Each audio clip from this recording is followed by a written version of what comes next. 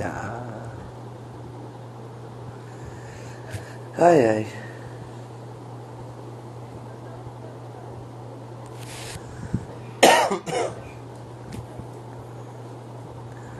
Olá, boa noite. Tudo bom? Hoje mais uma live de terça-feira, né? E aí, o som tá pegando? Tá tudo de boa?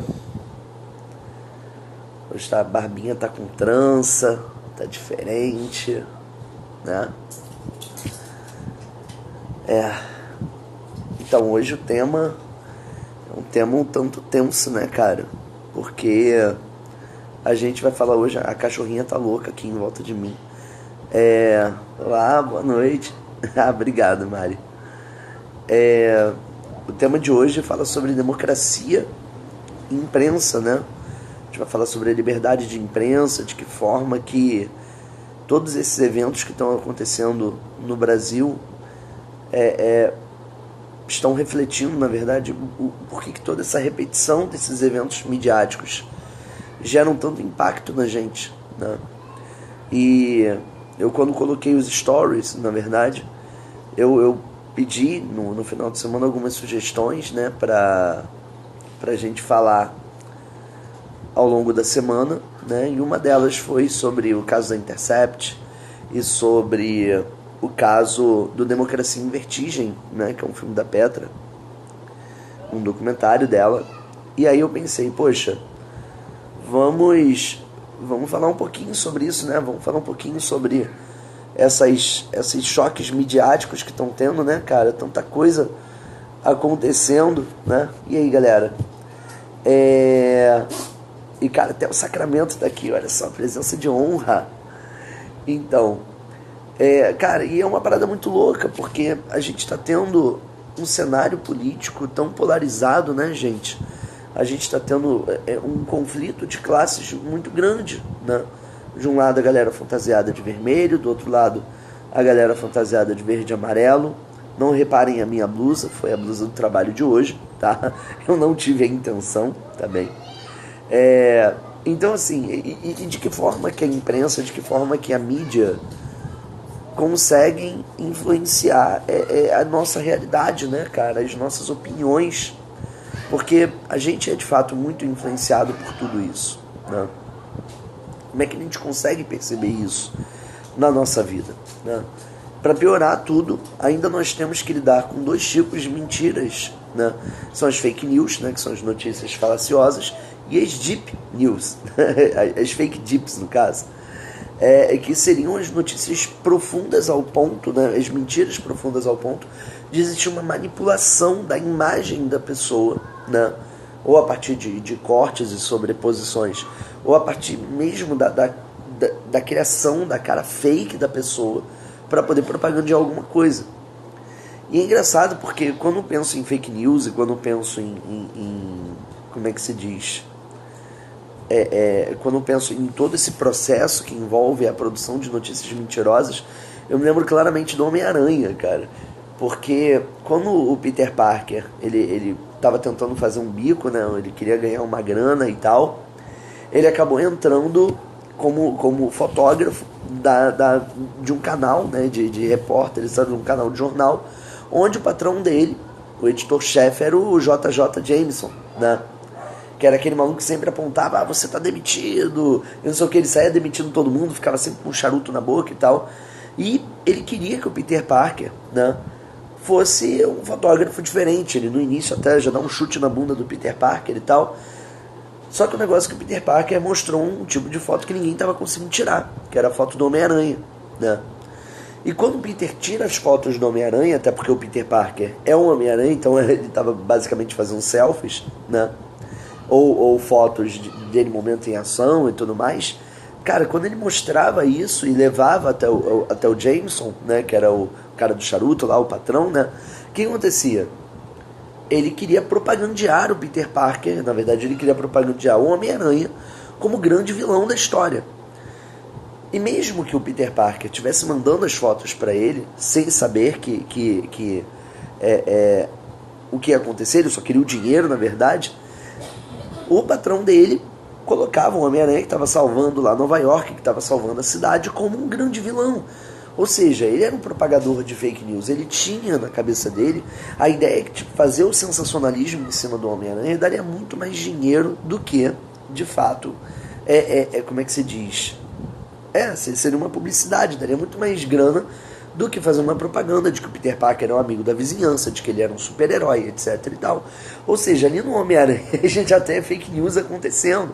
Ou seja, o Jameson não precisava nem de WhatsApp para poder espalhar isso. E o Peter precisava de dinheiro, então meio que aceitava aquilo ali para conseguir, enfim, a grana que ele precisava. Ele era um cara que vivia ferrado, né? E aí, quando a gente olha para a realidade do Brasil, a gente repara que esse tipo de coisa também está acontecendo, né? Pense comigo. Quando eu tenho o documentário Democracia em Vertigem, quando eu tenho a proposta de tantas notícias, de tantas investigações da Intercept, se vocês repararem bem, existem muitas pessoas que estão querendo bater de frente com o Glenn Greenwald, né? Que por sinal hoje até, não sei se já até acabou a entrevista dele, mas ele foi até entrevistado, né? Eu não vou falar interrogado porque acabaria sendo pesado demais. Entrevistado na Câmara dos Deputados. E cara, quando ele foi, a gente começa a pensar assim, ele faz parte de um jornalismo investigativo, ele já ganhou prêmios em relação ao jornalismo investigativo. E aí, André, tudo bom? E cara, além disso tudo, ele está sendo questionado sobre como é que ele está conseguindo aquelas fontes, sobre quais são as procedências de todo aquele material de pesquisa, o que ele tem para revelar, ou seja, quiseram que ele desse umas pistas, e ele estava protegido pela própria Constituição brasileira, né? Existe um artigo na Constituição, depois de dar uma entradinha, é de graça, você pode dar um Google.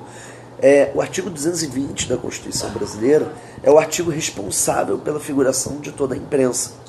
E nesse artigo 220 ele coloca que a imprensa tem toda a liberdade de se manifestar e de exercer a sua função de investigação e de divulgação dos fatos e da análise desses fatos, né? Então, a partir do momento em que a imprensa tem esse poder de análise dos fatos, independente da fonte que passou aquela informação pro Glenn, né, nessas reportagens que estão tendo da Intercept, depois de outras fontes de jornal, independente do que esteja acontecendo, ele está protegido, ele está blindado pela Constituição brasileira. Tudo bom, Stephanie?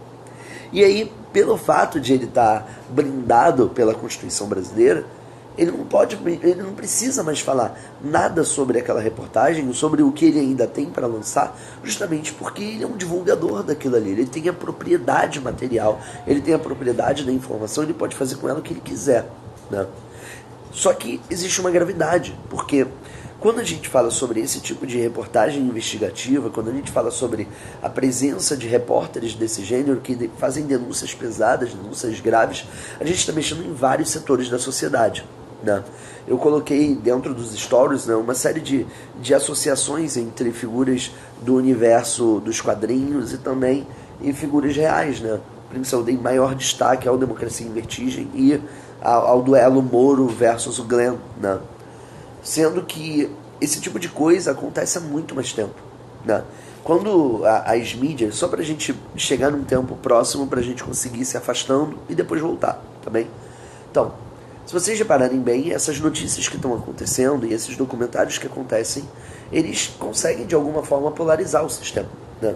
Eu consegui reparar que muitas pessoas que viram Democracia em Vertigem, que é um documentário que analisa sobre o viés da própria Petra, um viés que participou ativamente das relações políticas, ela entrevistou, ela correu atrás durante anos de vários políticos, tanto políticos de direita quanto de esquerda, mas ela coloca o Lula como o epicentro de todas as relações políticas que aconteceram no Brasil, principalmente no período da redemocratização. O que? Esse é o ponto dela. Os documentários são assim, né? Os documentários são feitos para que você exponha pontos, né?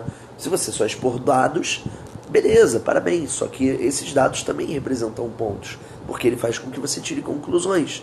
E quando você associa isso à relação que você tem na história da sua vida e tal, ela nada mais fez do que expor elementos da vida dela e como que ela conseguiu viver ao longo desse período, como que os pais dela viveram ao longo do período, seja da ditadura militar, seja da redemocratização e assim vai, né?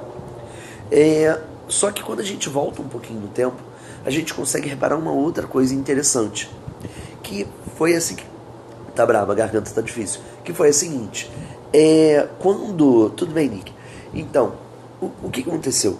Quando a gente estava nas manifestações de 2014, nas manifestações de 2016, né, aquelas dos 20 centavos que eclodiu em um monte de coisa diferente, a gente ainda não sabia do tamanho da polarização que tudo isso ia tomar. Né? A gente sabia que existiam memes da esquerda, memes da direita, nós sabíamos que existiam figuras políticas da esquerda e da direita que estavam ganhando espaço naquele processo. Eu dei um oi, ó. Cara, essas figuras políticas que apareceram, né, sejam figuras mais, como é que eu posso falar, mais radicais, principalmente a direita, né? Cara, eles conseguem se promover porque a gente está no hype da situação, né? Quanto mais você critica o sistema e contesta o sistema e grita sobre o sistema, dentro de um cenário em que existem manifestações sociais, mais as pessoas vão buscar isso, certo? Então, durante as manifestações de 2014, principalmente nelas, cara, a polarização já existia, só que era um grande conjunto de vários gritos, né? E que a gente consegue reparar que, analisando um pouquinho mais na história, analisando um pouquinho mais o tempo, a gente consegue perceber outras coisas interessantes. Por exemplo, quando a gente tem Collor, ele promove uma série de políticas austeras que acabaram sendo políticas pessimamente vistas pela classe média. Nós tivemos manifestações com os caras pintadas e pessoas que se vestiram de verde e amarelo, que se vestiram de verde e amarelo para protestar contra o Collor. A curiosidade é que mesmo que essas pessoas de verde e amarelo estivessem protestando contra o Collor e tudo mais, e isso acabou fazendo pressão nas elites o suficiente para que ele renunciasse, né?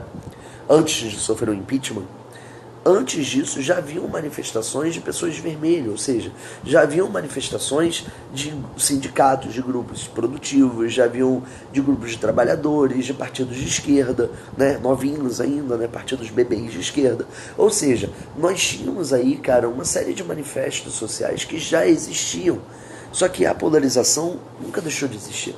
A mídia, ela cobria muito menos as manifestações na época do Collor, tá? Ela cobria muito menos as manifestações que batiam de frente com o sistema do governo do Collor, né? E eram manifestações que tinham participação ativa de partidos como o PT, como o PTB, como o PTB, ou seja, partidos que tinham essa característica mais à esquerda ou partidos que de alguma forma se identificavam com o movimento. Então não era incomum você ver manifestações sociais com Brizola e com Lula, por exemplo, né?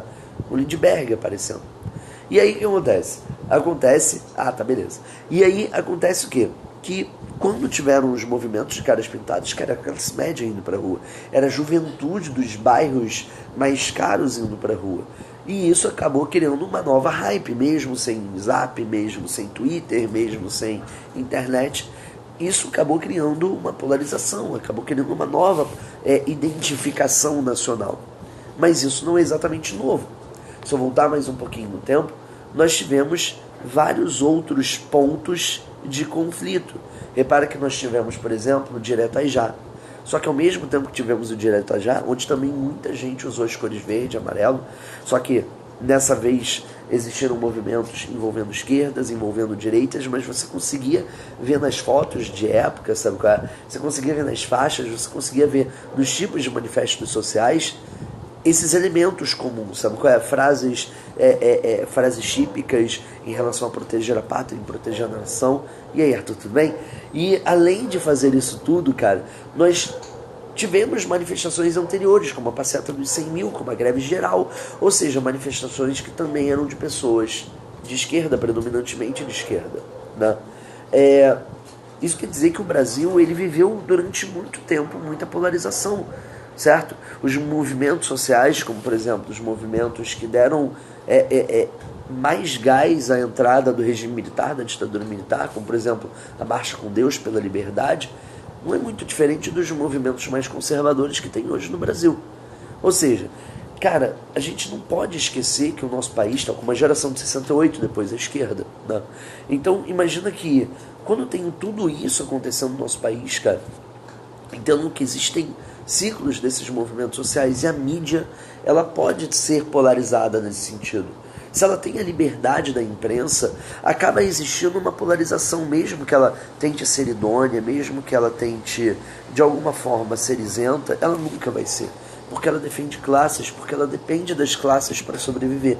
Se ela é um instrumento que beneficia quem pode ler o jornal, ou seja, a elite, basicamente falando, pelo menos nos anos 60, ela vai fazer um jornal que vai dar um edital, que vai mostrar um edital que vai ser a favor do regime militar, da ditadura militar.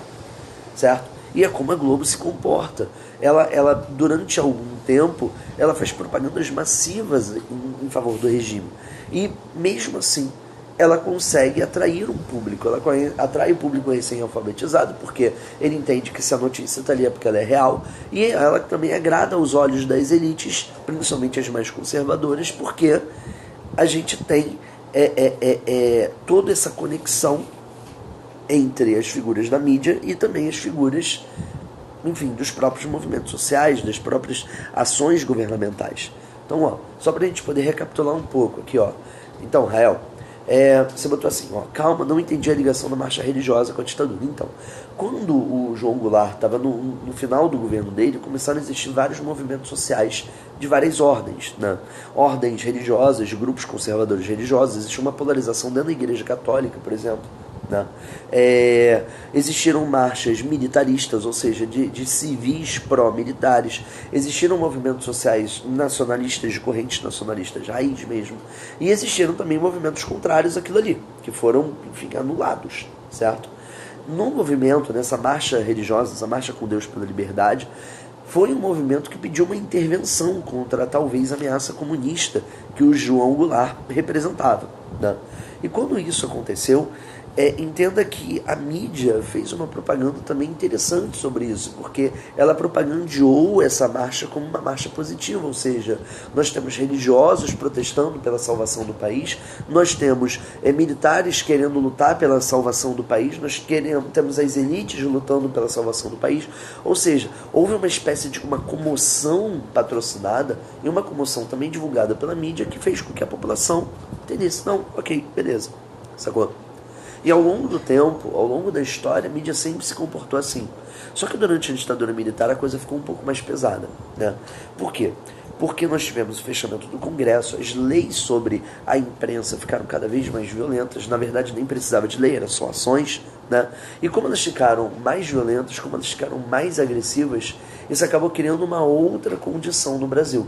A imprensa, que passou a ter toda a sua liberdade proibida, coibida na verdade, ela começou a colocar receita de bolo, ela colocava uma descrição gigantesca da previsão do tempo, porque ela não poderia fazer comentários nem críticos à economia, nem críticos à política, e pelo fato de não conseguir fazer nenhum comentário nem outro, a única coisa que ela poderia fazer é usar talvez uma mistura de sarcasmo com, enfim, a falta de informação, espalhando notícia do tempo, espalhando receita de bolo, receita de comida na capa do jornal, né?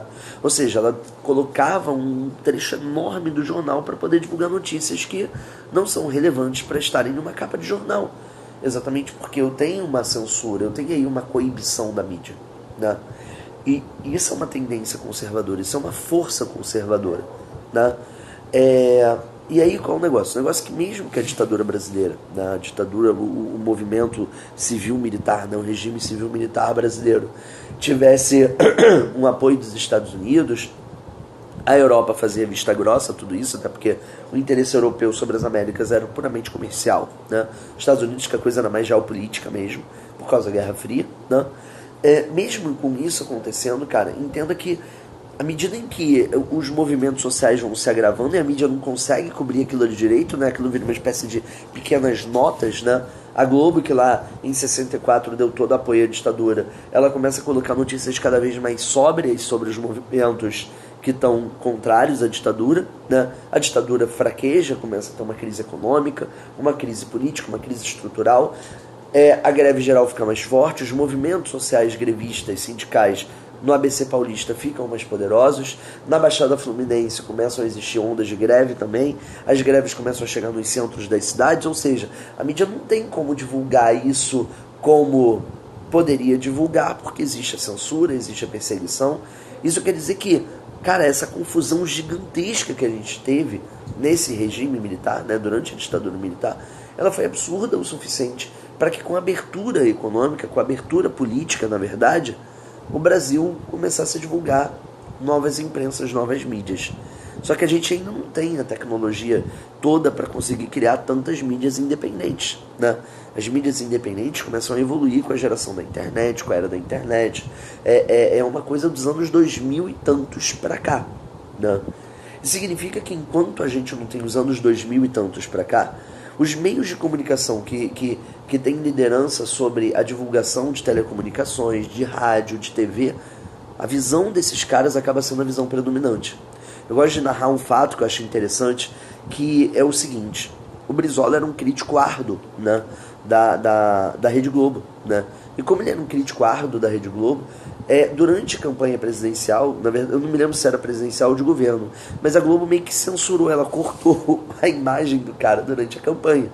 E a Constituição de 88 já previa que o político tem o direito de divulgar a imprensa, o dever de divulgar a imagem dele, né, a propaganda política no horário previsto. Isso não aconteceu. E aí o Brizola conseguiu mover uma ação contra a Rede Globo. E no Jornal Nacional, eu vou até depois botar para vocês o link, eu vou tentar fazer isso. O Jornal Nacional, ele, como é que se diz? Ele foi obrigado a ler uma carta que o Brizola escreveu, atacando a própria Globo em relação à ditadura militar, na hora do Jornal Nacional, né? E o Brizola criticava tudo. E tipo, o Cid Moreira, né, a voz de Deus, né, naqueles CDs da Bíblia e tal, né? O Cid Moreira teve que ler, cara, o cara rangendo os dentes, ele estava lendo lá essa declaração, ou seja, a mídia, ela acabou deixando muito claro naquele momento a polarização que ela tem, né? A polarização a qual ela faz parte. E confirmo o que eu acabei de falar, é impossível você desenvolver um documentário, desenvolver uma notícia, desenvolver seja lá qual informação for, se ela não tiver uma força ideológica, um peso ideológico, né? Foi governador, né? E aí, o que acontece? Dentro disso, à medida em que os meios de comunicação vão evoluindo, e à medida em que a gente passa a ter um enfraquecimento do poderio econômico, tanto da era do Collor, né, a saída do Collor, depois eu tenho a entrada de Itamar Franco, o Plano Real, uma mega propaganda sobre o Plano Real. Depois do Itamar eu tenho o Fernando Henrique, que usou isso como uma espécie de catapulta para ele conseguir se promover como presidente, 2 vezes, na verdade. Mas o problema é que quando acaba o governo dele, a polarização política no Brasil, a polarização ideológica no Brasil começou a ser vista, né? O Lula acaba entrando como um dos candidatos, como favorito. Na verdade ele não era nem o favorito, mas ele entra como candidato, né? O candidato do PT versus o candidato do PSDB. E quando isso acontece, cara, reparem que a gente não tem apenas a polarização dos meios de comunicação. Havia uma pressão enorme dos meios principais da grande mídia de combater a presença dele. Aí você, poxa, mas isso coloca o Lula como herói? Aí é que tá o negócio, não coloca ele como herói. Mas ele era basicamente o que aqueles interesses midiáticos não interessavam, né? Então quando a gente vai vendo isso... Quando a gente vai vendo isso evoluindo, quando a gente vai vendo o governo do Lula evoluindo e ele se aproximando de classes empresariais, existe uma espécie de guerra fria na mídia. Cara, isso é muito louco, porque quando acontece essa guerra fria na mídia, a mídia não sabe direito como reagir ao Lula. E o pior, ele também para de atacar a própria imprensa, essa grande mídia. E quando ele para de atacar essa própria imprensa, cara, a Globo principalmente, meio que a galera fica estagnada, fica tipo... Tá, tudo bem, e agora? O que a gente faz? Mas toda vez que acontecia um escândalo, cara, só voadora, e claro, tem que ser assim, né? Ao ponto em que chegou um certo momento, que quando estava tendo o escândalo da pizza, do mensalão, de Caixa 2, Roberto Jefferson, alta cúpula do PT, né? Quando tudo isso aconteceu, repara, Twitter era bebê, a gente está numa era de MSN, a gente está saindo do MSN entrando pro Orkut, Facebook, Ben Zuckerberg devia estar no ensino médio, ou seja, cara, a gente está falando de um momento em que toda vez que acontecia esses conflitos, cara, o Lula fazia uma pressão gigantesca para que essas notícias, para que essas informações fossem também polarizadas, ou seja, ó, isso aí que a imprensa está falando não é exatamente isso que ela está falando não. E aí a imprensa falava, brother, mas eu estou vendo aqui, ó, tem esses dados, tem essas informações, tem essas críticas, ou seja, existem dados que comprovam que existe corrupção, e essa polarização começa a ganhar um pouquinho mais de força, né?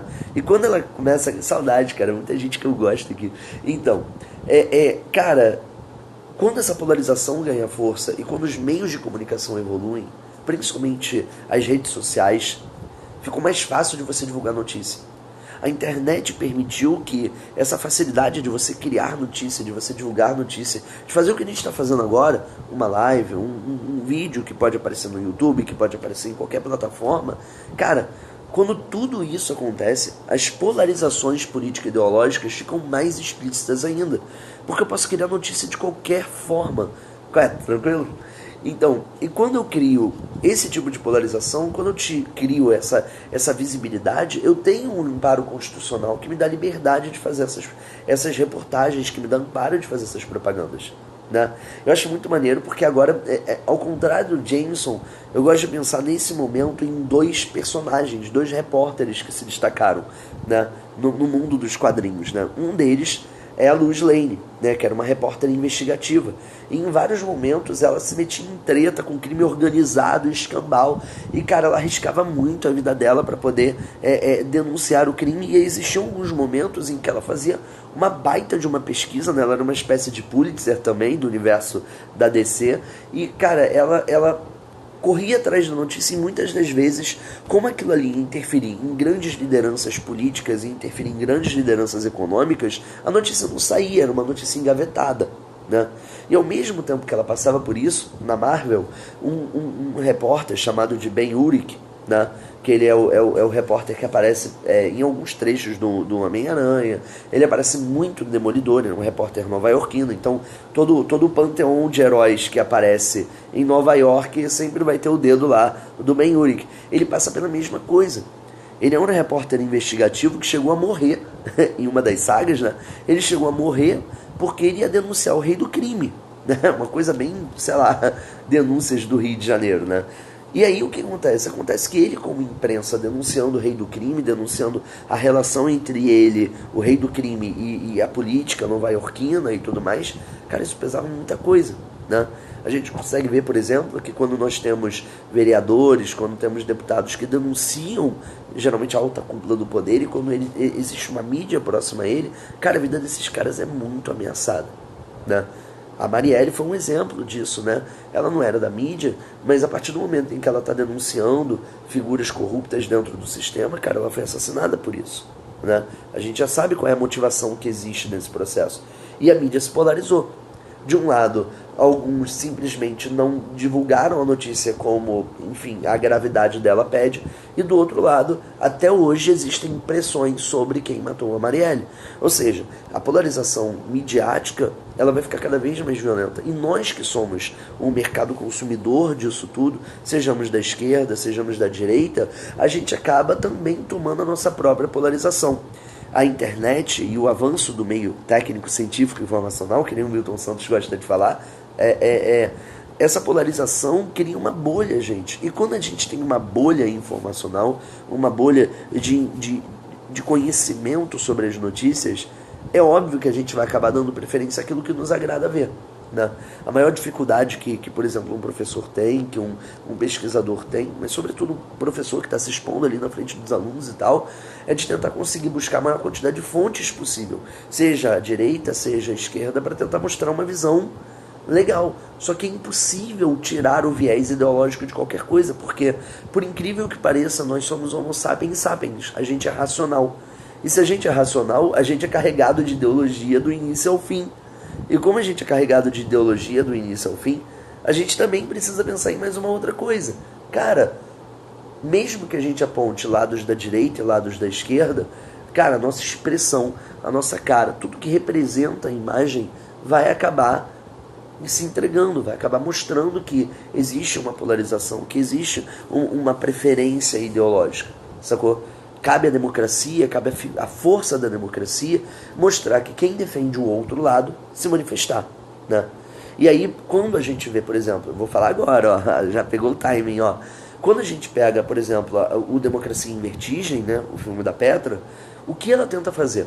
Ela tenta narrar ao longo da vida dos pais dela, que lutaram contra a ditadura militar, e depois ao longo da vida dela, que viveu o período de redemocratização, como que é o comportamento de cada político, como é que é o comportamento de cada figura dentro do Congresso, de que forma que se articulou o processo de impeachment da Dilma, de que forma que o Lula conseguiu se promover como presidente, né, porque foi quase uma autopromoção, né, de que forma que o Lula acabou se transformando num ícone acima do próprio PT. Na verdade, hoje, se a gente quisesse pontuar os dois políticos que estão acima do próprio partido, nós temos o Lula com o PT e o Bolsonaro com o PSL. Né? Eles superaram em muito a figura do partido. Você pega, por exemplo, o Aécio Neves é só um garoto do PSDB. Ele tem 75 mil anos e ele continua sendo o garoto do PSDB. O garoto que faz cagada, o garoto que tem um... Enfim, que aparece em um monte de escândalo. É aquele que quando as cagadas acontecem, sempre tem um político mais velho do PSDB que fala assim, não tem nada a ver. Ou seja, quando tudo isso acontece, cara, a gente já precisa pensar. A Democracia em Vertigem é um documentário importante porque ela reúne muitos dados sobre o avanço da história do Congresso brasileiro, da política contemporânea do Brasil. Né? Imagina o seguinte, ela coloca como epicentro de todo esse processo a própria vida pública do PT, a vida pública do Lula. E quando ela bota a vida pública do Lula como é que se diz, a base para que todas essas polarizações existam, a gente já consegue chegar a um outro ponto. Né? Dentro de toda essa lógica, a gente precisa entender que o documentário dela defende o viés ideológico que entende que toda a articulação do impeachment envolveu um golpe institucional. Ela inclusive mostra uma entrevista, eu vou dar um spoiler pequeno, mas isso não vai atrapalhar o teu filme, se você ainda não viu não, tá? Ela entrevista um deputado e pergunta para o deputado por que a Dilma está sofrendo essa sanção toda, né? E aí nessa, ele fala assim, ela está sofrendo essa sanção porque ela nunca apertou, ela nunca abraçou a gente, ela nunca conversou com a gente. Aí ela fala, mas ela merece o impeachment por isso? Ele fala, sim, ela merece, ela não conhece a gente, ela não sabe quem a gente é. Ou seja, a mensagem que ficou esclarecida ali era, a Dilma sofreu com toda a articulação parlamentar, a articulação política, o impeachment, né? E todo o processo de responsabilidade fiscal, toda a condução, porque entre outros fatores que não competem a esse vídeo, entre outros fatores, houve um isolamento político dela ao Congresso, do Congresso a ela. Fim. Sacou? Então, quando tem tudo isso acontecendo, a mídia vai conseguir escolher o lado dela. Quando ela mostrou essa entrevista, ela mostrou de que forma que congressistas que poderiam ser favoráveis a ela se voltaram contra. Sacou? Isso é um ponto interessante, isso é um ponto pesado dos bastidores da política brasileira. Isso mostra que se eu sou o chefe do executivo, se eu sou o líder político, e eu não apertar a mão de deputados, se eu não apertar a mão de senadores, se eu não fizer o meu merchan, se eu não fizer o meu jabá, sabe, eles não votam nas coisas que eu quero, eles não ficam do meu lado do governo. Isso é uma coisa que o Lula aprendeu rápido porque ele precisou se aliar ao PMDB. Isso é uma coisa que a Dilma não aprendeu e a consequência disso a gente já sabe. Isso é uma coisa que o Temer tinha precisão em fazer porque ele gastava uma grana pesada fazendo almoço de luxo, fazendo um monte de coisa. E a mídia propagandeava isso de várias formas diferentes. Ou propagandeava colocando fotos do Temer como se ele fosse um ser maligno, o que, enfim... É uma coisa engraçada, porque ele realmente não tinha uma cara lá muito agradável. E, né, ele parece um vampiro, gente. Me desculpa, mas ele parece um vampiro. E, cara, do outro lado existiam pessoas que falavam: o Brasil está vivendo a articulação política que nunca teve antes na história. De novo, uma polarização midiática, né? Depois que a gente tem isso, né, depois do governo Temer, nós temos as eleições. E aí, para a galera que viveu o ano de 2017 e o ano de 2018, sabem muito bem que a polarização atingiu um nível extremo, né? Passou a existir uma espécie de violência social da esquerda com a direita, da direita com a esquerda.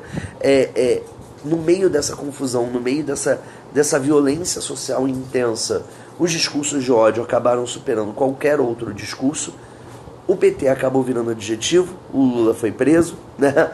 E, cara, tudo isso acontecendo, todo esse rebu acontecendo, todas as fake news que foram criadas, todo o processo que foi criado para poder conduzir essas campanhas eleitorais, o uso de bots, tanto por políticos de esquerda quanto políticos de direita, a criação de inúmeras páginas alternativas da direita e da esquerda, youtubers também, a favor e contra, toda essa polarização midiática acabou criando essa vertigem democrática. O que eu acho divertido é que o título Democracia em Vertigem, ele acaba mostrando também uma característica interessante, porque se ela conseguiu passar o documentário Democracia em Vertigem, quer dizer que ainda existe um resquício democrático, ainda temos uma democracia apta a permitir que ela divulgue a informação dela, né? Mas ao mesmo tempo que isso acontece, a gente vê que o nosso atual presidente, né, o Jair Bolsonaro, ele bate muito diferente com a mídia. Ele dá muito preferência a fazer uma mídia individual, que é o Twitter, onde ele já tem a bolha social pronta, certo? Ele já tem um público pronto. E ele meio que se afasta bastante das mídias investigativas, das mídias políticas, da imprensa tradicional. Porque ele sabe muito bem a diferença que existe entre o público que é a favor dele e é a zona de conforto dele. É importante ficar na zona de conforto. E a mídia também cai dentro dele, tanto a favor quanto contra.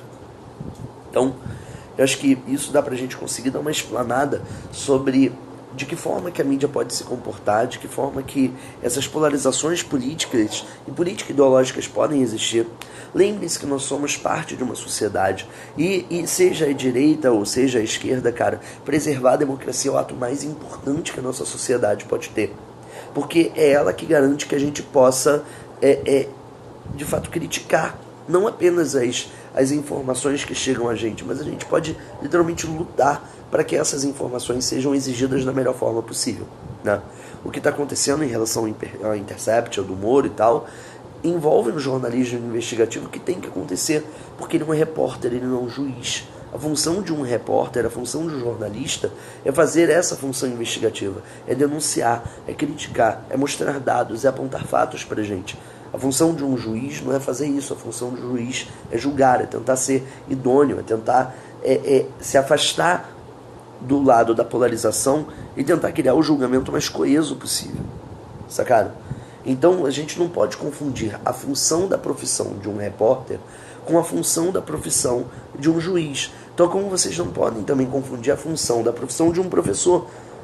Tal como eu acabei de fazer nesse vídeo inteiro, cara, eu como professor, seja aqui, seja em sala de aula ou em qualquer outro lugar, eu preciso ponderar fatos, eu preciso mostrar que existem fake news de todos os lados possíveis, da direita, da esquerda, e que existe uma campanha de promoção tanto de lados da esquerda e da direita a partir daí. Só que hoje nós temos um lado vencedor, né? Nós temos a vitória de um lado que usou muito dessas estratégias para isso. E talvez se o Haddad tivesse vencido, talvez esse vídeo seria uma crítica também feroz ao Haddad. Não dá para saber, né? Não dá para contar uma história do que não existiu. Eu não sou um tweet do Neymar, eu não sou uma mensagem do Neymar para poder fazer esse tipo de coisa. Então, cara, o significado final dessa democracia em vertigem é justamente mostrar como que o nosso processo democrático ele oscila muito entre fases tão conservadoras, né? E como que a mídia se comporta dentro desse processo, de que forma que é fácil criar a zona de conforto da mídia dentro de todo esse contexto político-ideológico e principalmente polarizado.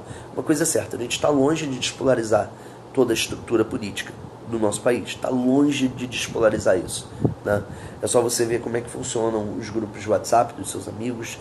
Já repararam que passou a eleição e quando se toca no assunto política é um show de gritos e de berros e de xingamentos e tal.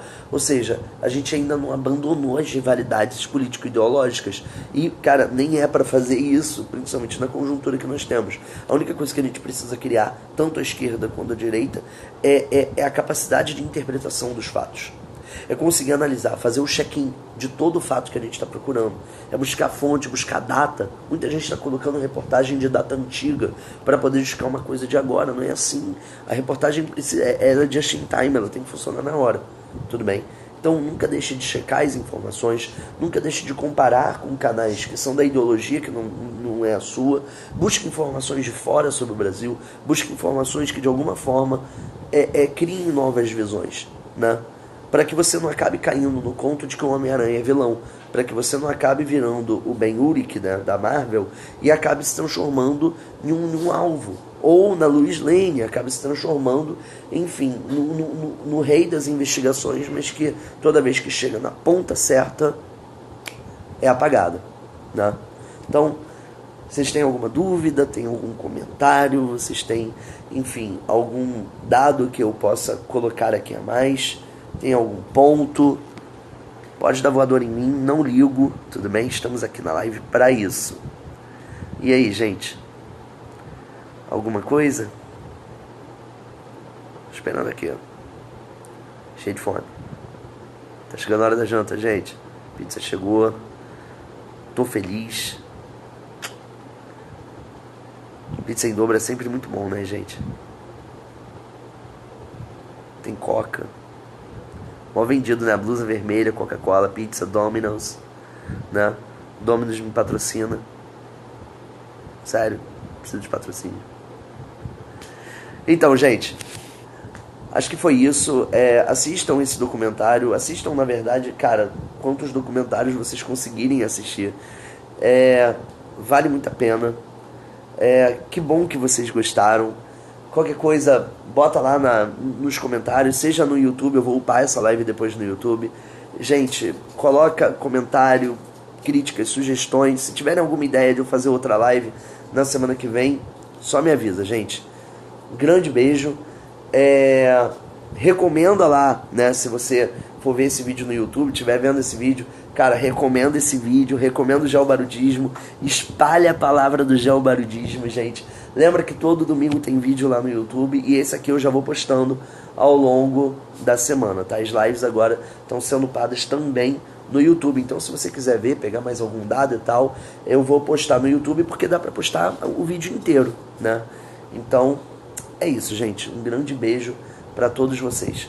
Quarta-feira já vai ter um vídeo novo lá, uma live upada. Beleza?